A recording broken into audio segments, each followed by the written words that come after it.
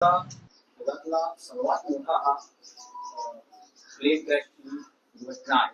त्यावर पहिली प्रतिक्रिया काय झाली? उद्धव ठाकरेंनी शोक व्यक्त केला. अत्यंत संपूर्ण देश शोकमग्न. एअर इंडियाचं विमान ड्रीमलाइनर कोसळणं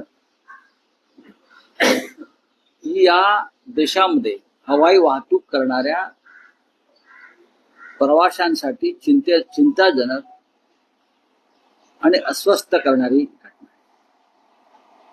अत्यंत सुरक्षित समजला जाणारा हे ड्रीमलाइनर ते टेक ऑफ नंतर एका मिनिटाच्या आत कोसळतं आणि त्यातले एक प्रवासी वगळता 241 प्रवासी मृत्यू पावतात. ते विमान ज्या वैद्यकीय हॉस्टेलवर कोसळत आहे त्यातले 24 डॉक्टर आणि 60च्या आसपास विद्यार्थी, मेडिकलचे विद्यार्थी मृत्यू पावतात. राख रांगोळी होते. गुजरात राज्याचे माजी मुख्यमंत्री विजय रुपाणी, जे माझे सहकारी होते राज्यसभेत, त्यांचंही त्यात निधन झालं. आणि इतकं होऊनही या अपघाताची जबाबदारी कोणी घ्यायला तयार नाही. रेल्वेचे अपघात होत आहेत.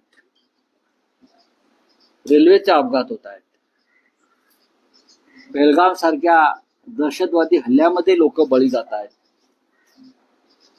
विमानाचे अपघात होत आहेत. पण सरकारच्या चेहऱ्यावर मला दुःखाची एक रेषाही दिसत नाही, वेदना दिसत नाही, पश्चाताप दिसत नाही. कालच्या विमान अपघाताचं कोणीही राजकारण करू नये. कारण जे मृत पावलेले आहेत